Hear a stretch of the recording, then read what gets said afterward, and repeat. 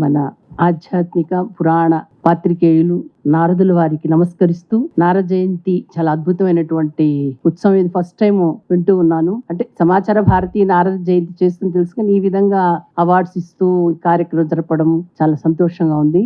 వేదిక పైన ఉన్నటువంటి మాన్యులు శ్రీ వల్లీశ్వరరావు గారికి, అదేవిధంగా గోపాల్ రెడ్డి గారికి, మిగతా అందరు నా ముందున్నటువంటి పెద్దలందరికీ కూడా హృదయపూర్వక నమస్కారాలు. మనం సమాజానికి జర్నలిస్టులు అందిస్తున్నటువంటి కీలక సేవల్ని గుర్తిస్తూ నిర్వహిస్తున్నటువంటి ఈ కార్యక్రమంలో పాల్గొనడం నాకు నిజంగా చాలా ఆనందంగా ఉంది. కేవలం ఈ రోజు అవార్డుల గురించి మాత్రమే కాదు, దేశం యొక్క అంతరాత్మని మలిచేటటువంటి బాధ్యతను, దేశం యొక్క అసలైన విషయాలను గుర్తించి సమాజానికి, విశ్వానికి కూడా తెలియజేసేటటువంటి బాధ్యతను గుర్తించేటటువంటి రోజు ఈ నారద జయంతి అనేది.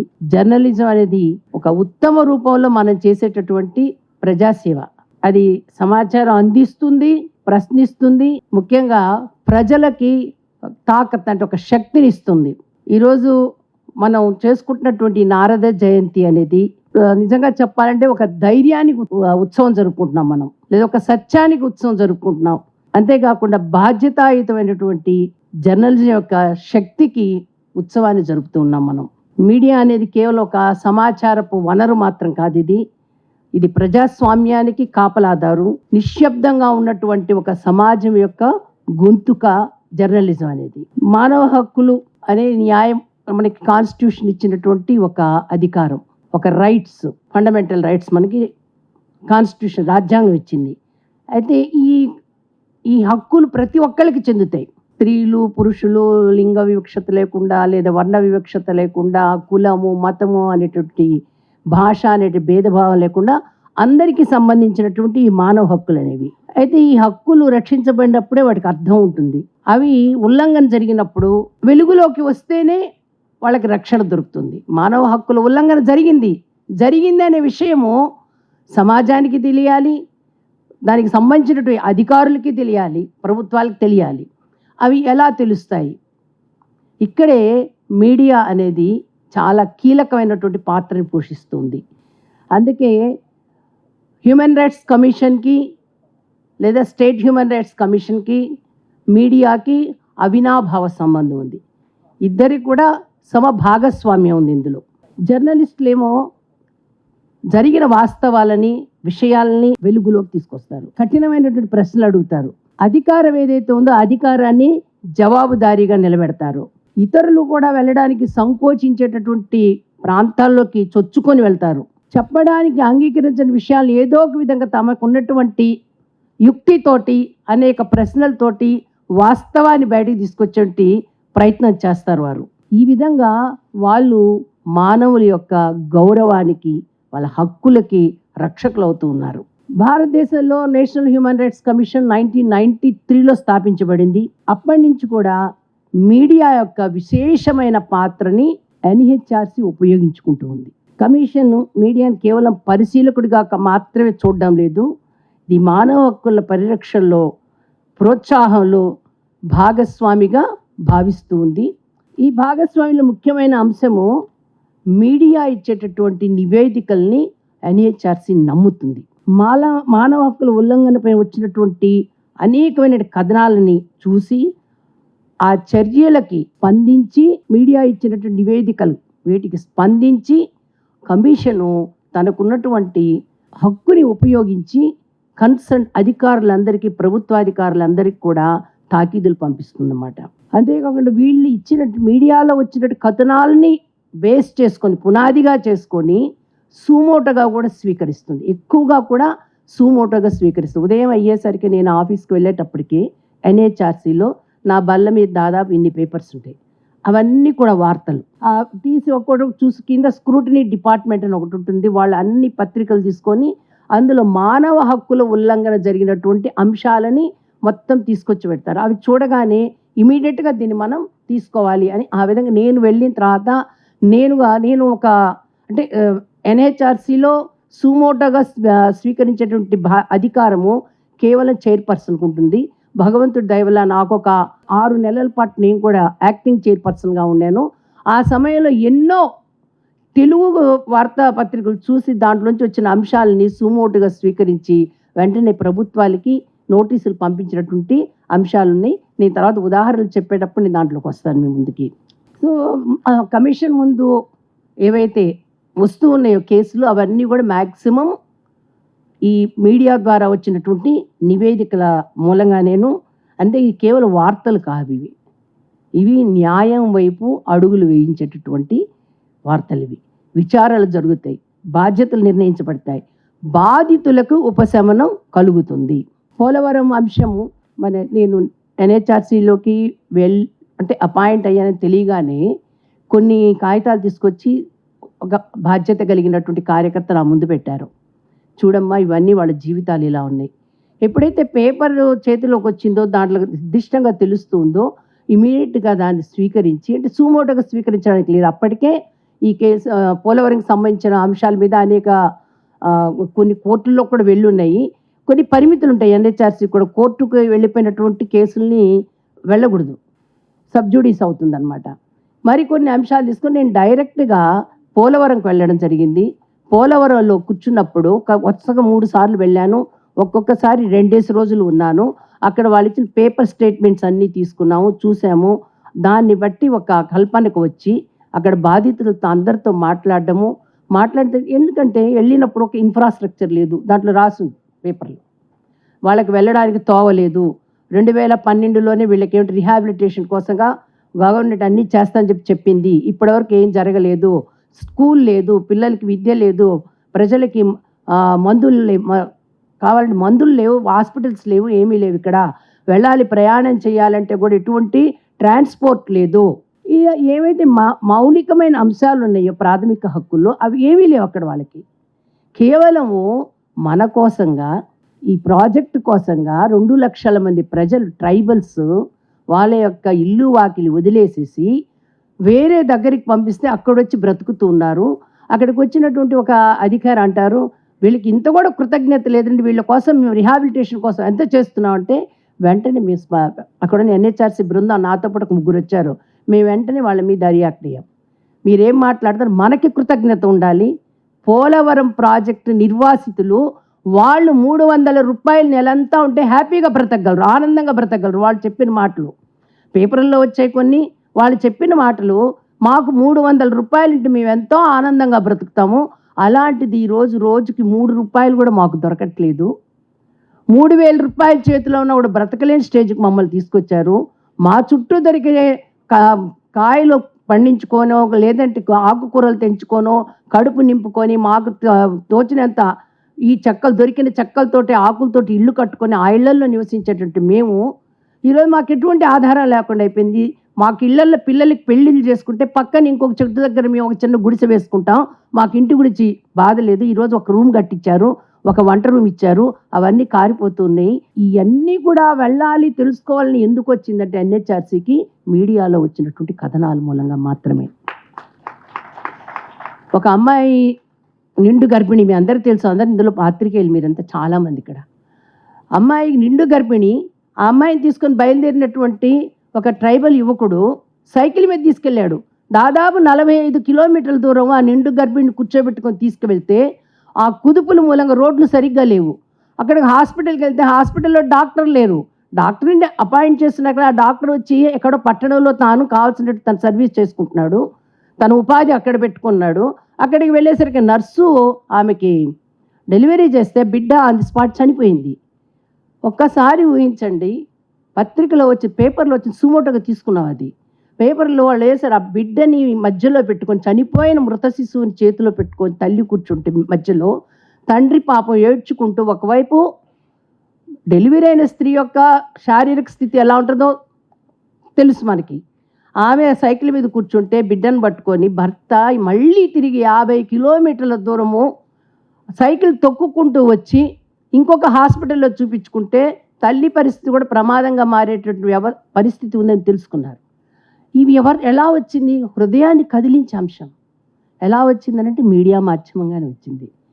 కాబట్టి మీడియా అనేది ఒక అద్భుతమైన సాధన. ప్రజల యొక్క గుండెల్లో రగిలేటటువంటి మంట కానివ్వండి, ఆవేదన కానివ్వండి, ప్రభుత్వాల వల్ల జరగని అంశాలు కానివ్వండి, అన్నీ కూడా వచ్చేది మీడియా మూలంగానే వస్తుంది. కాబట్టి నిజంగా ఆ పేపర్లో వార్తలు చూసిన తర్వాత ఇమీడియట్గా స్పందించే గొప్ప స్థానంలో ఉండడం కూడా భగవంతుడు నాకు ఇచ్చినటువంటి ఒక గొప్ప అదృష్టంగా నేను భావిస్తూ ఉన్నాను. మీడియా అనేది లేకపోతే సమస్యలు మన దృష్టికి రావు. ఆ రోజు నేను చేరిన ఒక నెల రోజులకే సందేశ్ ఖాళీకి వెళ్ళాము. సందేశ్ ఖాళీలో సమస్యలు లేవని కాదు, సందేశ్ ఖాళీ కలకత్తాలో దానికి సంబంధించిన అంశాలు పేపర్లో రాలేదని కాదు, కానీ వచ్చిన ప్రతి అంశాన్ని కూడా స్పందించే హృదయాలు కూడా ఉండాలి. ఎన్హెచ్ఆర్సీకి ఆ అధికారం ఉంది కాబట్టి సందేశ్ ఖాళీలో జరిగే విషయాలు ఏం చేయాలి, ప్రతి ఇంటిలో ఉన్న ఆడపిల్ల మీద హత్య జరిగింది, రేప్ జరిగింది, అత్యాచారం జరిగింది.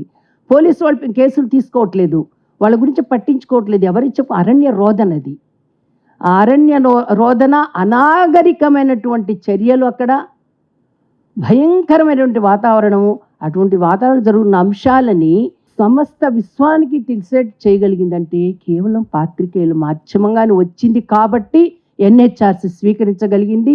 ఆ రోజు వెళ్ళగలిగాము, ఆ రిపోర్ట్ తీసుకోగలిగాము, అక్కడే 3 రోజులు ఉండి ప్రతి వ్యక్తిని కలవగలిగాము.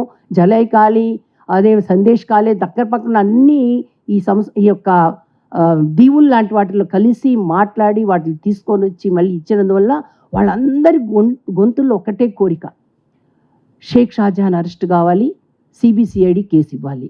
అప్పటికే 3 నెలల నుంచి వాడు అండర్ గ్రౌండ్లో ఉన్నాడు. సో మీడియా ఇచ్చిన ఈ ఇన్ఫర్మేషన్ తోటి ఇవన్నీ గ్యాదర్ చేసుకొని వెళ్ళి ఏమేమి అడగాలి, ఏ అంశాలు చూడాలి, ఎట్లా మాట్లాడాలి, అవన్నిటికి కూడా ఒక బలం వెనక ఉన్న మీడియా ఇచ్చిన ఇన్ఫర్మేషన్ ఆధారంగా వెళ్ళడం వల్ల వాళ్ళ కోరిక ఏదైతే ఉందో షేక్ షాజహాన్ అరెస్ట్ చేయాలండి. అక్కడి నుంచి ఎన్హెచ్ఆర్సీ వచ్చినటువంటి 2వ రోజు 3వ రోజు వాడిని అరెస్ట్ చేయడం జరిగింది, కేసుని సిబిసిఐడికి ఇవ్వడం జరిగింది. కాబట్టి దేశాన్ని కుదిపివేసేటటువంటి అనేక అంశాలు మనకి జమ్మూ కాశ్మీర్ ఇష్యూస్ కావచ్చు, ఇంటర్నల్లీ డిస్ప్లేస్డ్ పర్సన్స్ కావచ్చు, లేదా ట్రైబల్ స్కూల్స్లో ఈ మధ్య ఐఐటి బాసర్లో అమ్మాయిలు వాళ్ళు ఆత్మహత్యలు చేసుకుంటున్నారని చెప్పేసి విషయము 2-3 సార్లు వచ్చేసరికి వెంటనే మీడియాలో చూడడం, వెంటనే కేసు తీసుకొని ఇన్వెస్టిగేషన్ టీమ్స్ని అక్కడ పంపించడం జరిగింది. అదేవిధంగా చైతన్య అక్కడ కూడా ఈనాటి మన దురదృష్టం ఏంటంటే మన జాతీయవాదం దానికి సంబంధించిన వాళ్ళం మనం, కానీ ఈరోజు కూడా అనేక మంది వ్యతిరేక భావన కలిగిన వాళ్ళు, అంటే నెగటివ్ నెరేటివ్స్ అంటారు కదా, నెగటివ్ నెరేటివ్స్ స్ప్రెడ్ చేస్తూ ఉన్నారు. పని చేసే విషయంలో కూడా కొంచెం వెనక్కి లాగే వాళ్ళు ఉంటారు. చైతన్య కాలేజీలో అమ్మాయిలు సూసైడ్ చేసుకున్నారు, దాని వెనక అనేక రకాలైనటువంటి రహస్యాలు దాగున్నాయని చెప్పేసి ఒక పాత్రికేయుడు పంపించడం జరిగింది. నేను వెంటనే సుమోటోగా ఇన్వెస్టిగేషన్ టీంకి పంపించాలి, అక్కడికి అసలు ఎందుకు జరుగుతున్నాయి, అక్కడ వాతావరణం ఏంటి చూడని చెప్పేసి ఇన్వెస్టిగేషన్ టీంకి రాశాను. మాకు ఎవరైతే అపాయింట్ చేయాలో అక్కడి నుంచి ఒక వార్త వచ్చింది, ఏమనంటే ఎలా పంపిస్తారో అది ప్రైవేట్ కాలేజ్ కదా అని. ఇమీడియట్గా ప్రశ్నించా.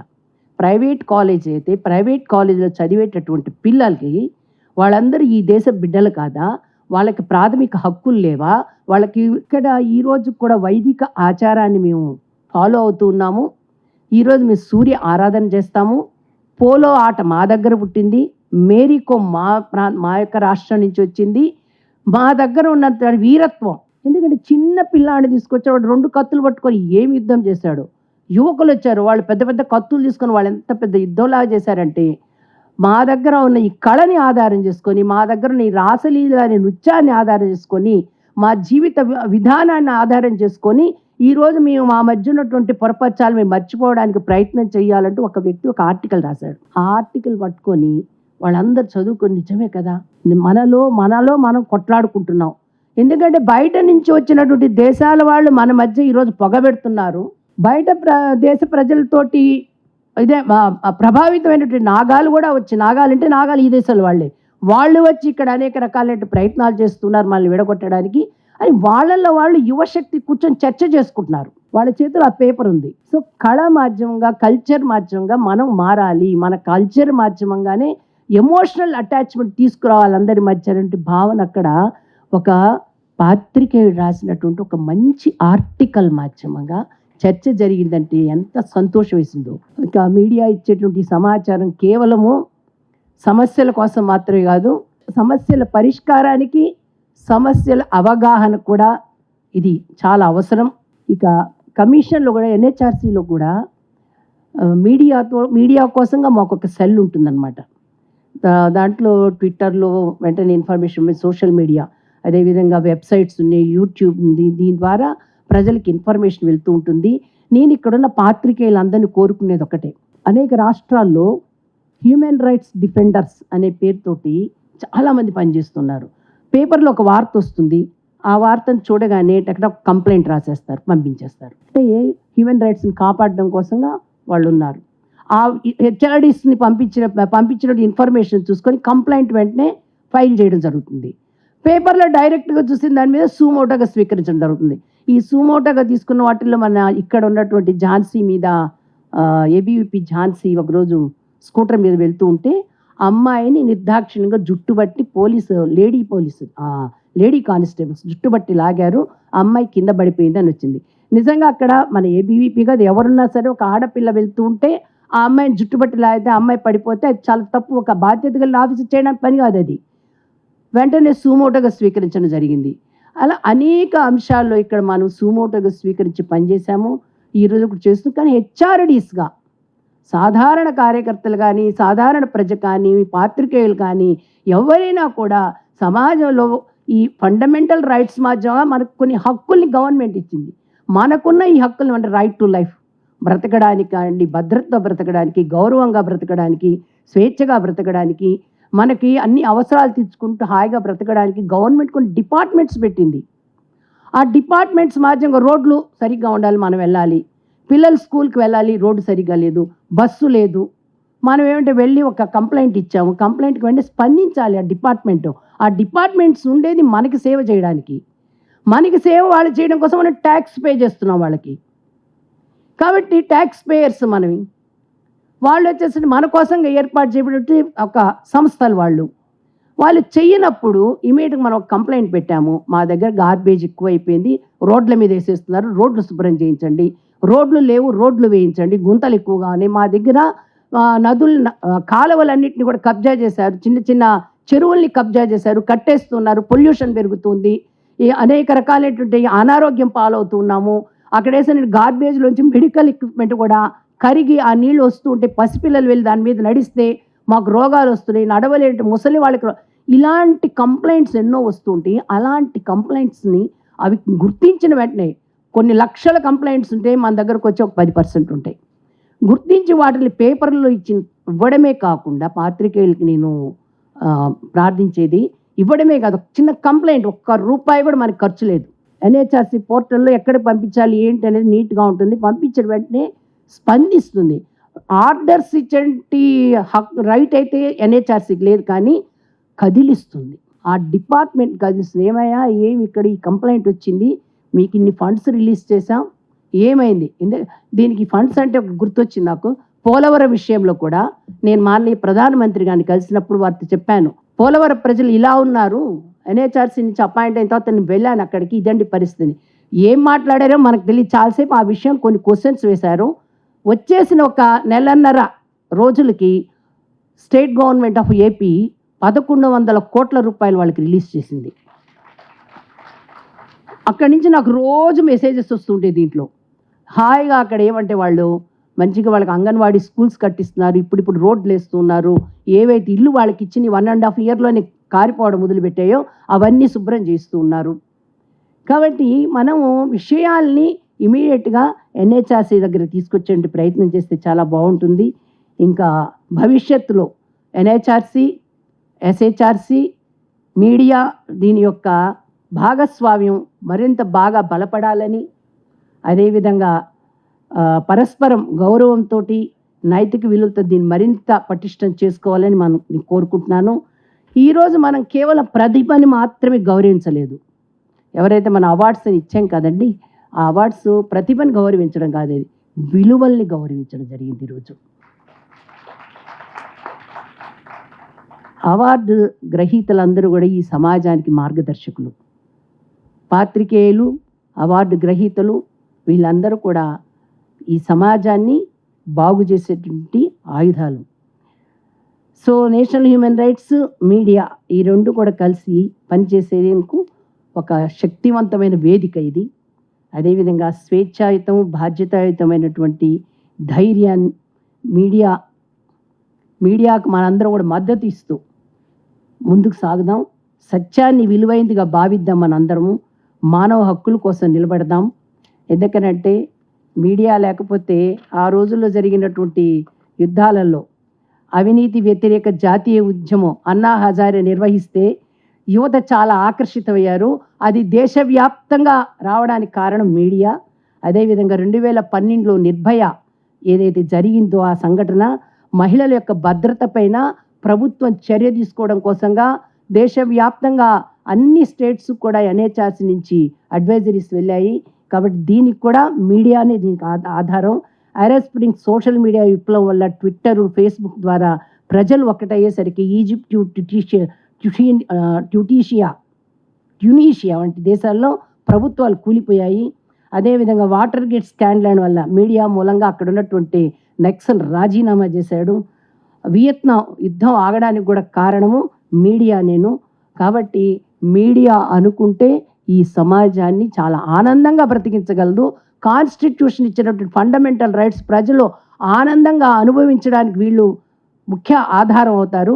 కాబట్టి మీ అందరికీ కూడా ఒకసారి హృదయపూర్వకంగా ఈ కార్యక్రమం నన్ను పిలిచినందుకు, నాకు ఇంత సమయం ఇచ్చినందుకు, మాట్లాడే అవకాశం కలిగించినందుకు సమాచార భారతి పెద్దలందరికీ కూడా నేను హృదయపూర్వకంగా ధన్యవాదాలు తెలియజేసుకుంటూ, అదేవిధంగా నారద జయంతి సందర్భంగా అందరికీ మరొకసారి శుభాకాంక్షలు. నమస్తే.